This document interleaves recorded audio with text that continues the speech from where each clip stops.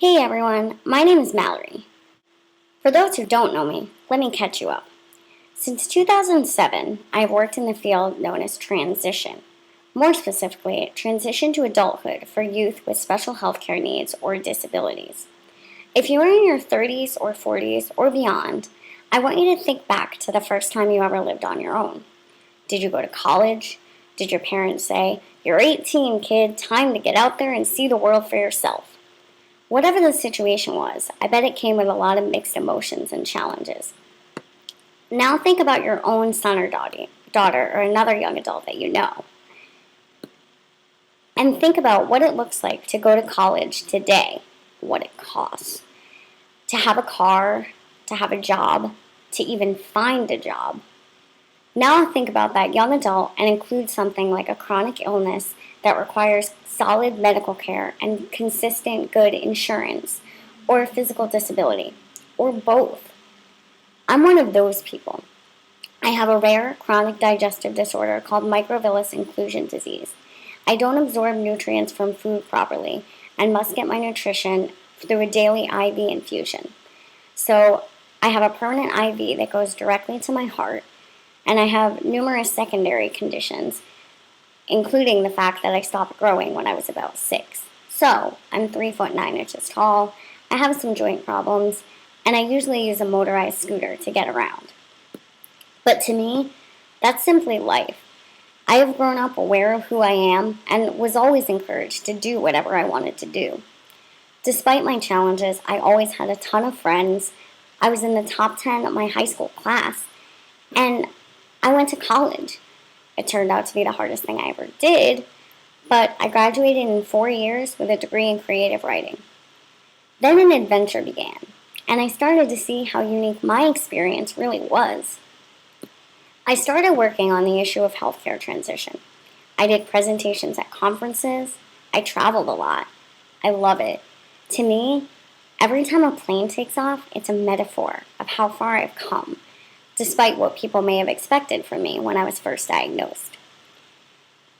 But slowly, I began putting the pieces together of what our broken system really looks like for these young adults. The constant battle of wanting to think positive and strive for your goals, but also having to remind people just how sick you are in order to keep the supports and services that keep you alive. And if you do happen to be successful in becoming independent, you have to play your cards very carefully, or you could lose everything. In the next few years, my career progressed. I was able to have amazing jobs in this field. I had my first moments on Capitol Hill. I gave keynote speeches all over the country. States started calling me to talk about transition and to help their youth feel empowered. I got invited to meet the president. It was all pretty surreal. And then something really big happened. I met Owen. I knew someday I would find that person who really got me and all that I am. And here he was. The only problem? I live in Maine, and Owen's in Nevada. So go back to thinking about transition and how challenging it was for you. Now think about two young adults, both with physical disabilities, transitioning together from opposite sides of the country. Around this time, I also realized that if I wanted to progress in my field, graduate school was the next step. So I narrowed down a lengthy list of schools from California to the East Coast, took my GREs, wrote some essays, sold some old cell phones to pay the application fees, and clicked send.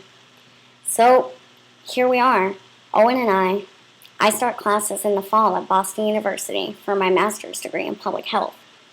Owen is moving to New England, and we're doing this. But here's the thing. Do you know what it's like to try to find a wheelchair-accessible apartment in a city? And wait before you say, "There are places for that," or "Lots of buildings have elevators." Yeah, they do, but there are stairs out front to get into the building. Or the bathroom in the apartment is the size of a closet, and the door won't shut with a wheelchair inside.